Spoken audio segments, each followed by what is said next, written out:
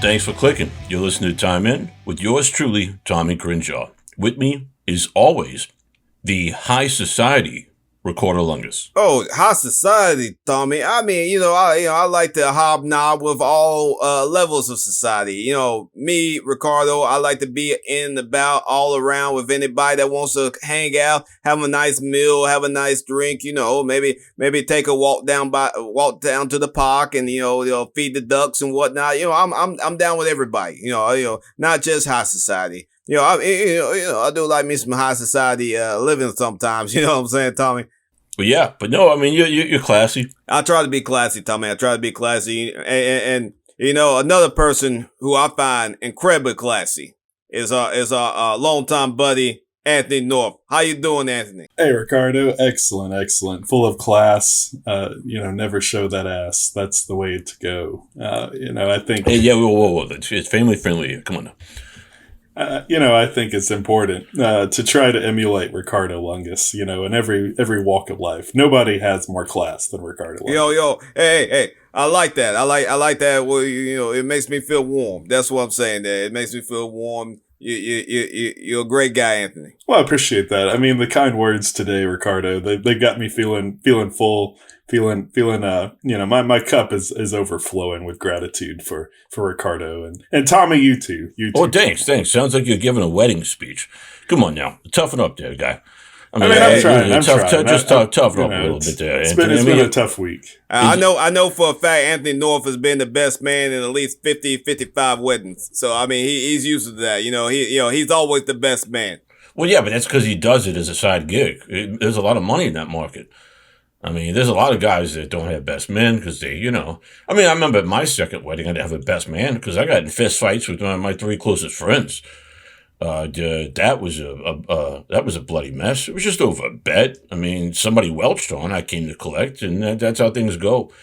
I mean, it's just, the thing is, listen, folks, I got my betting stuff. I still bet on the ponies, but when you're betting on who was the best circus clown, when you go into a circus, and you're with your buddies, and you got a few swirlies in you. You're kicking them back. You got to bring the flask in. They don't serve booze that much. There's some circuses. I knew about one circus, man. That's how they made their money. They got you trapped in there with all the kids, and they come around with a pitcher of beer for like $40. You were buying 3 and 4 of them. And, then you start betting on the clowns, who's funnier. You can argue with your friends. And then when the clown comes over, tries to break it up, and you end up getting in a fist fight with the clown. And take his pants off, put it on his head, twirl it around. Everybody's excited. The party's going on. You think you missed a big shot, and then you end up in the slammer. So that was a long time ago. I've already made amends with all those people, but hey, didn't you had a clown ringer, Tommy? You had a clown ringer. He looked funny to begin with, but then he would take a dive, if I remember correctly. Yeah, that's the thing. I think that one of my buddies paid him off. I mean, he's not buddies anymore, but yeah, he would. I mean, you could tell that even through the makeup, he was an ugly guy. And ugly guys, you can't trust because ugly guys will do anything for a chance at whatever something in life. They're the hobos. I mean, you can't really you get hit in the face with the ugly stick a few times. You're done, man. So yeah, that's what I think it happened, and I think that they got like they're not the referees, but you might as well call them that. They sit on the sidelines. They're like the ringmaster assistants. They're like the Donahue's. They're probably making bets on the side. Oh, there's a big possibility on that, but he brought up old Donahue, talking about, he's been involved in some, things in the world and, including the NBA, yeah. But he didn't stop some people's, and some people were still able to get championships and stuff like that. And, I was thinking, who are the greatest, players turned coaches, cause, Donahue couldn't screw over all the players and all the coaches, but and for the record, he couldn't go into other sports and do it. No. And for the record, I'm not here to disparage. He paid his price. He did he's cleaned up his act, right? And he's in the Sports Bettors Hall of Fame. That's something to be said. He did a good job. Yeah, he's up. He's right up there. I mean, Pete Rose is in that, of course. A lot of people don't realize it. Up in Brooklyn, that there's a Sports Bettors Hall of Fame, and a lot of us go to it and smoke cigars and bet on cards. But everybody's looking around and like waiting to see who's gonna. Anyway, but yeah, the player coaches, they rise above that, and I'm gonna jump in here and say something here. I'm gonna say that.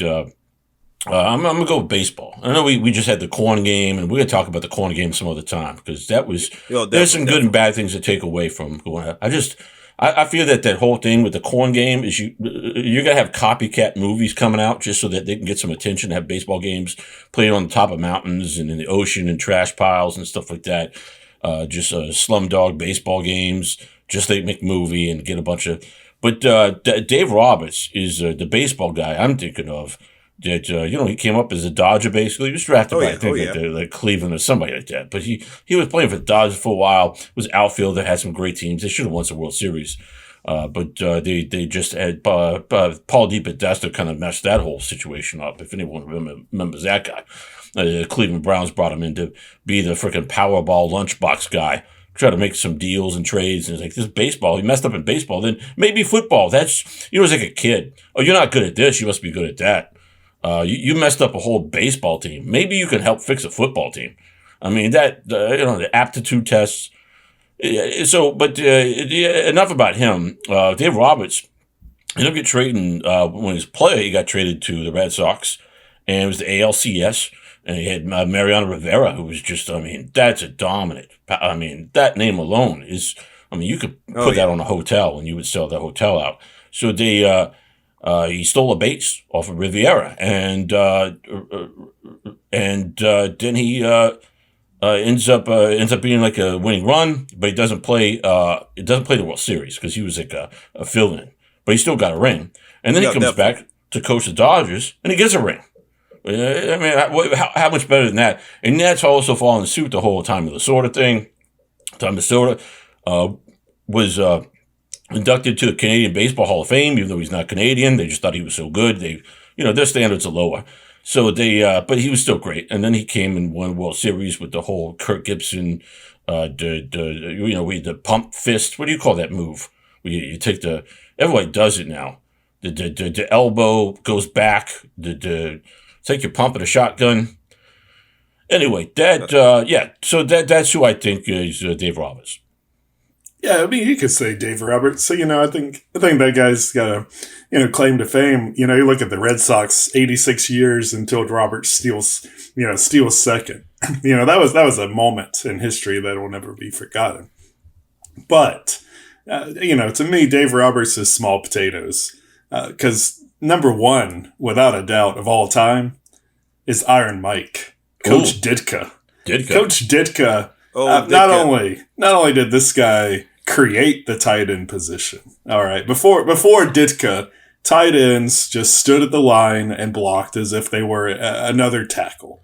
They didn't actually catch the ball. They didn't really even run routes. I don't even know if they attended, offensive practice. I think they just stood out there with the dummy, pushing it back and forth, until the coach says you can take a break. Yeah, that's what they did. Ditka comes in the league as a rookie.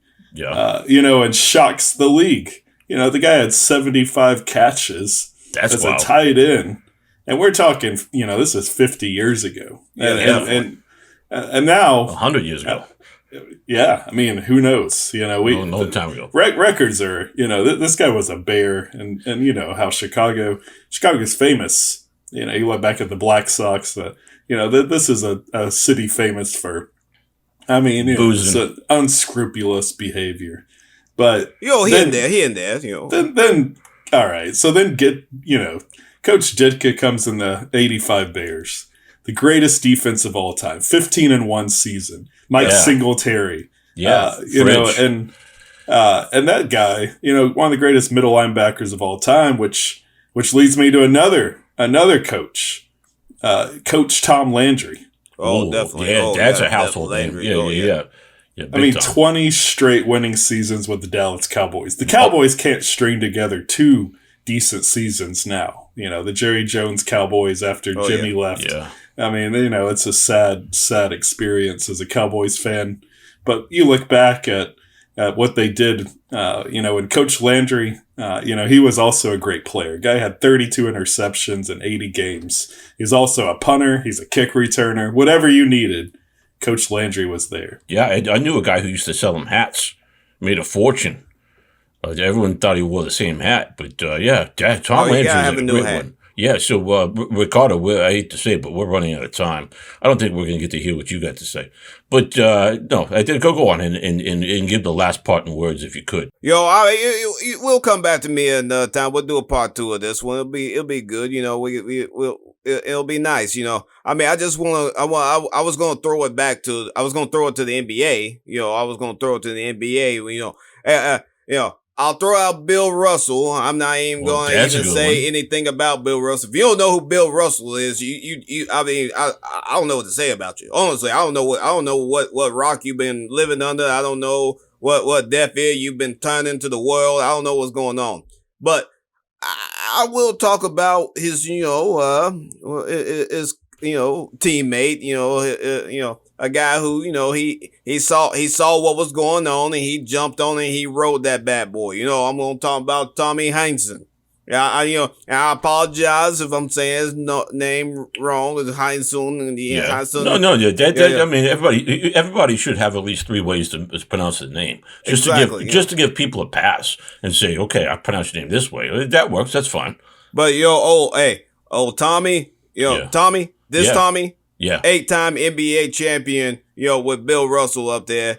And then he came back as a coach for the Celtics and won 2 more. Wow. I'm talking about, he had 10 rings. 10 That's rings. Crazy. I mean, I think there's only 2 people in all of basketball that have more rings than him. And I believe it's Bill Russell, of course, and Phil Jackson. I think those are the only two people that have more rings than him. Yeah, that's a ring for every finger, unless you're polydactyl or pterodactyl. What's the?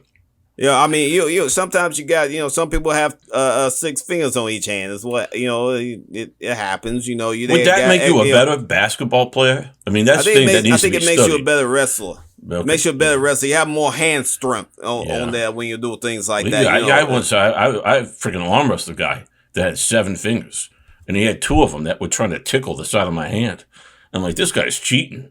And I said, no, it's completely, this is just, he came in there with the hands he was born with, Tommy. Yeah. He didn't get extra fingers added on or whatnot. It's what he had, That's not fair, though. That's not fair. You got arm wrestle with just 5 fingers. You don't need 7 fingers because they're doing extra work. It's just, it's just a little extra help. That's all you got. It's just a little extra help, and just like lots of these guys, they were the little extra help, to win all these championships. Yeah, because they knew the ins and outs because they played the game. Exactly. So when they were on the team, they were the extra hand that helped them get the championship, and then when they're their coach, they knew what point and pit and place to put the thing there, and bam, they got it. So all I'm saying is that these that we have named are the greatest players. Athletes, turned coaches, managers that there's ever been. That's all I'm saying. This is, a little bit of hyperbole, but that's what I'm going with here. Yeah, no, that works. You jammed it in there and you did it well. And that's the end of the game. I'm Ricardo Lungus with Anthony North and Tommy Crenshaw, TTFN.